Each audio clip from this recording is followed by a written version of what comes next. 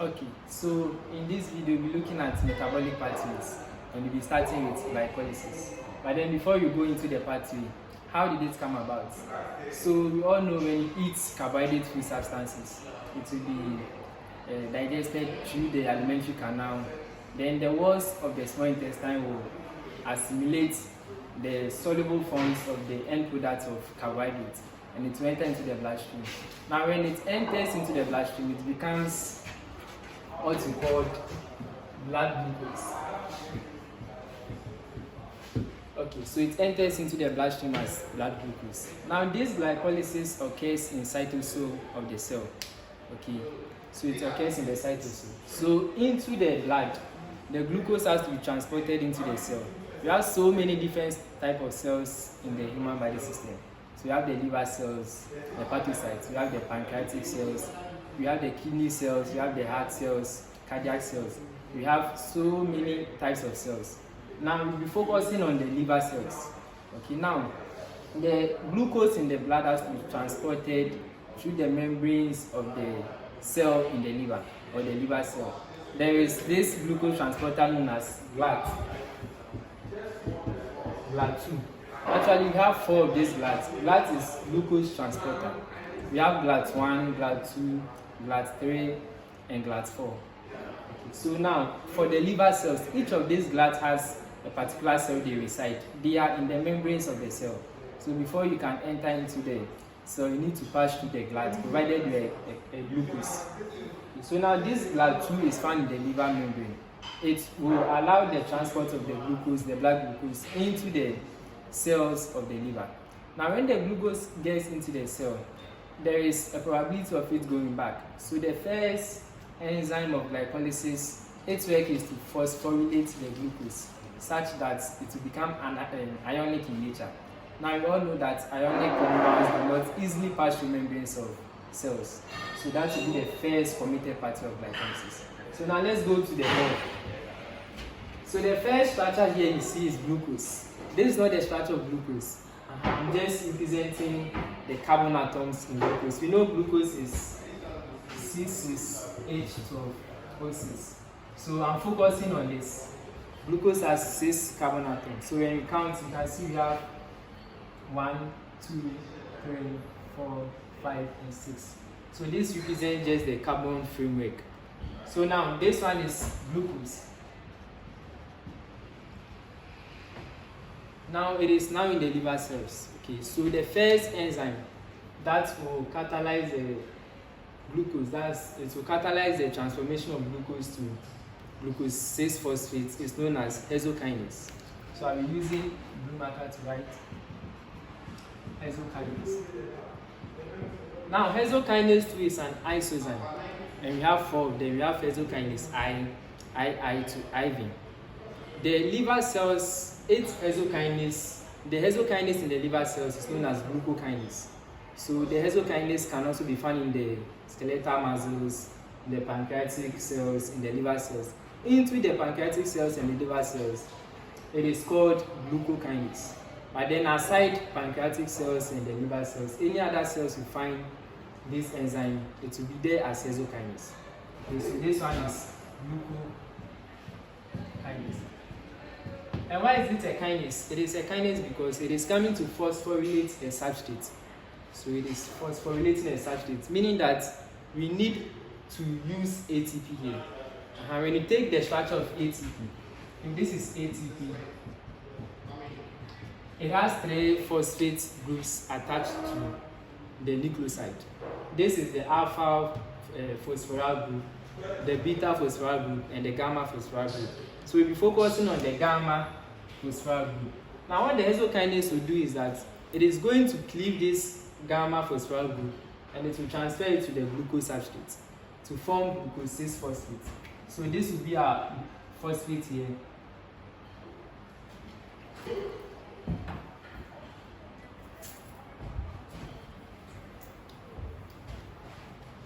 So this one will be, the name of this will be glucose 6-phosphate. So we have glucose 6-phosphate. Now, we need to hydrolyze ATP. to form ADP. So we are just taking the phosphate group from ATP to form ADP. Now the first 5 stages of glycolysis is known as the investment stage. Investment stage. Why is it known as the investment stage? It's known as the investment stage because the first 5 stages involve the use of ATP. Now the main idea of glycolysis is to produce ATP. Okay, but then in the first 5 stages, it will make use of ATP. Then in the last 5 stages, it will produce ATP. So that is what we are doing now. We are in the investment stage. So we are using we are making use of ATP to produce ADP. Now for glucose 6-phosphate, we will need an isomerase enzyme to transform this glucose 6-phosphate to fructose 6-phosphate. So this is glucose 6-phosphate and this is fructose 6-phosphate. So we have here fructose 6-phosphate. So it is the same thing, just that this one contains an aldehyde group and this one contains a ketone group. So the enzyme responsible for converting the glucose 6-phosphate to fructose 6-phosphate is known as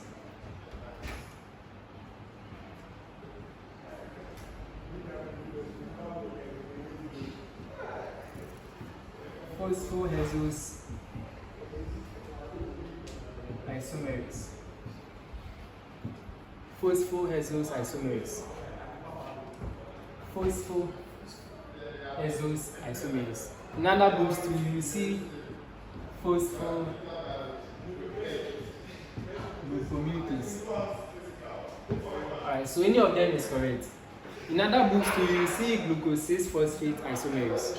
So these 3 enzymes you can any of them is okay. So phosphohexose isomerase, that is the enzyme that will convert glucose 6-phosphate to fructose 6-phosphate.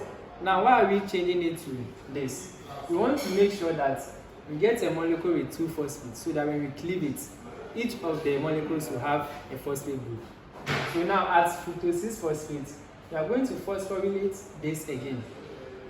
So we will need ATP again because we are taking the gamma phosphoryl group from ATP to form ADP.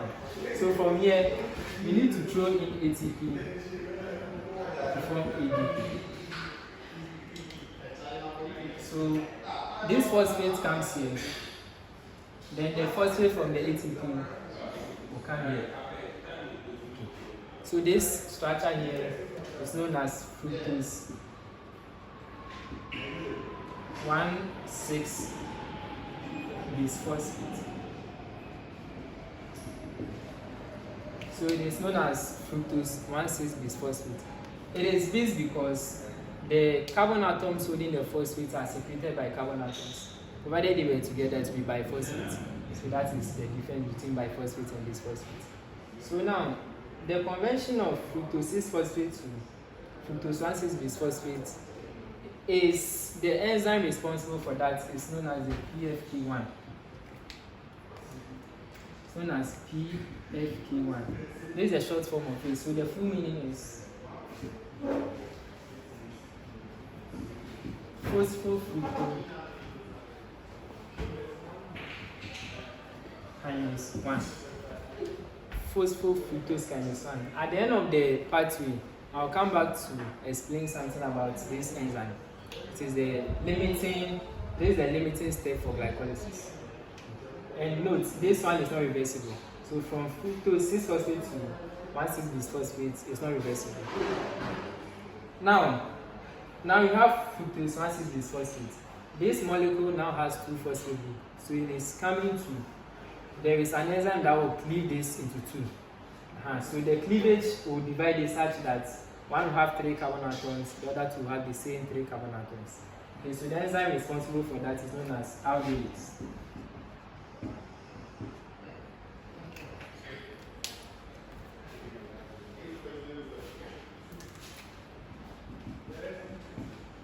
It's known as aldolase. So the aldolase will cleave here. Now one thing I want you to note is that let's count the carbon atoms. So we have carbon 1 here, 2, 3, 4, 5, 6. The first 3 carbon atoms will form this compound. Then the last 3 will also form this. So it is not something like randomly done.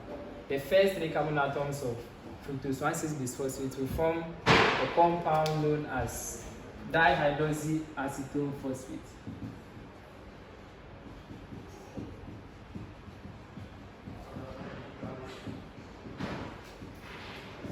So this is with the phosphate group attached.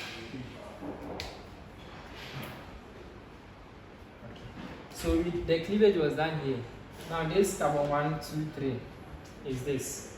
Carbon 1, 2, 3. And the phosphate is attached.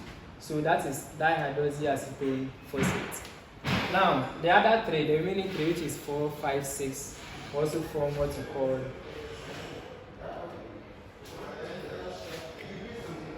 this is called glycolysis 3-phosphate.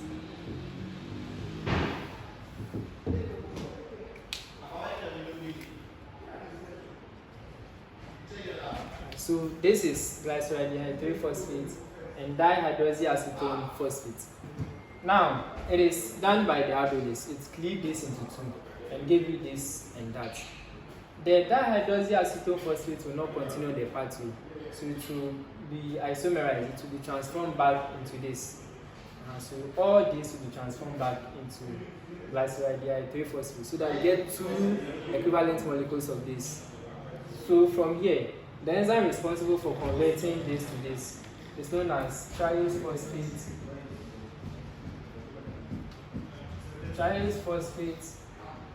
isomerase.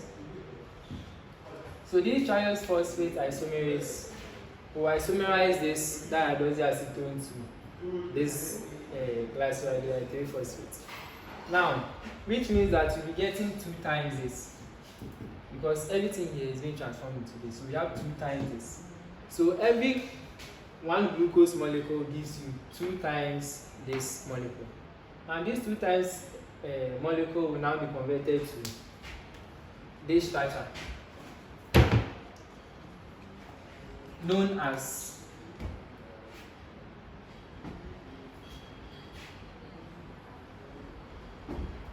alright, so from here we have this molecule being converted by an enzyme known as glycolysis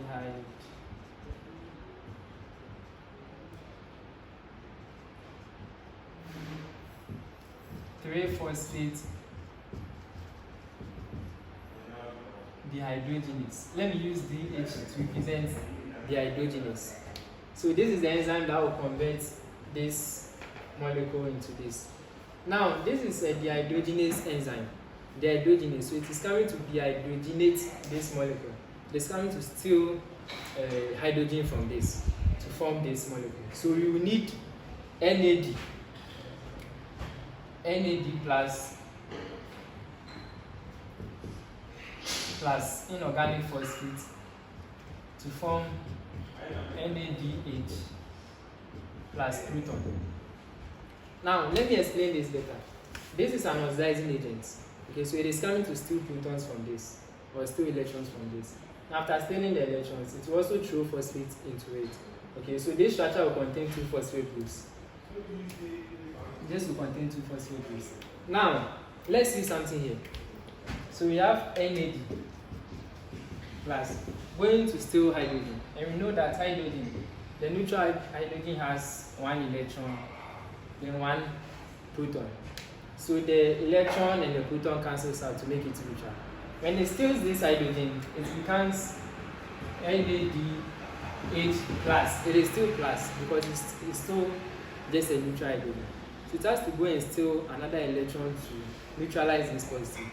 It will steal the electron from hydrogen again, so it will go for another hydrogen. This time around, it is not taking the protons, it is taking the electrons here to neutralize this. So when it steals the electrons again, this positive goes away, plus what? A proton. So you're getting a proton. That is the reason why you are seeing this here. So after stealing 2 hydrogens, it will steal 1 hydrogen, take both the protons and the electron, still another hydrogen, and just take the electrons. So the remaining proton will be this. Now this molecule has 2 phosphate groups, and it's called 1,3-bisphosphate glycerate. So this molecule here.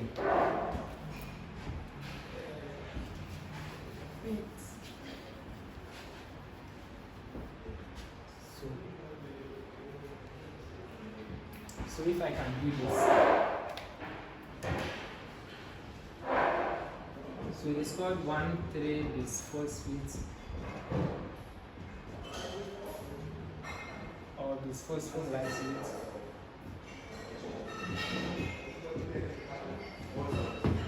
One 3-bisphosphoglycerate. So now from this 1,3-bisphosphoglycerate, it will now be converted to just 3-phosphoglycerate. So it is one of the phosphates to be cleaved away. So it will form what we call 3-phosphoglycerate.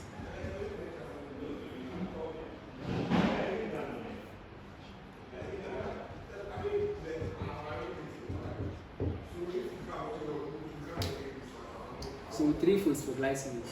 Now the enzyme that does the conversion from 1,3-bisphosphoglycerate to 3-phosphoglycerate is known as phosphoglycerate kinase. Phosphoglycerate kinase. So the name will be phosphoglycerate kinase. So it cleaves the one of the phosphates here. So it takes it away to form 3-phosphoglycerate. Alright. So now from here, from 3-phosphoglycerate, it will be converted to 2-phosphoglycerate. So this is known as 2-phosphoglycerate.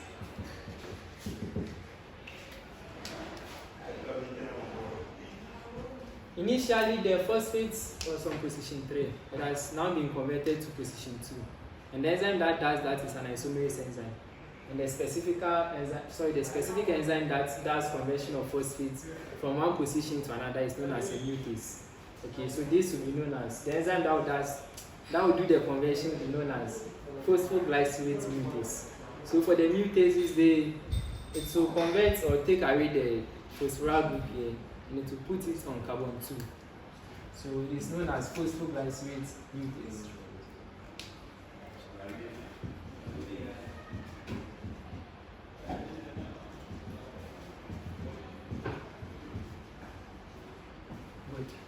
From phosphoglycerate mutase, it will now be converted to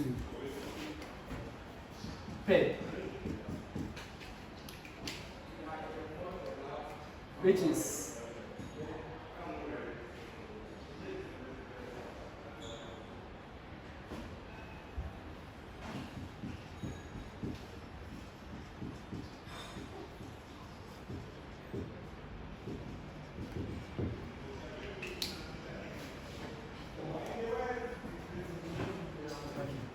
so from 2-phosphoglycerate to be converted to phosphoenolpyruvate.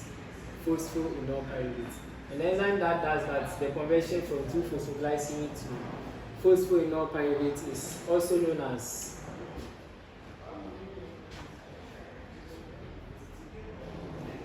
enolase, from the word eno. So the phosphoenolpyruvate contains an eno.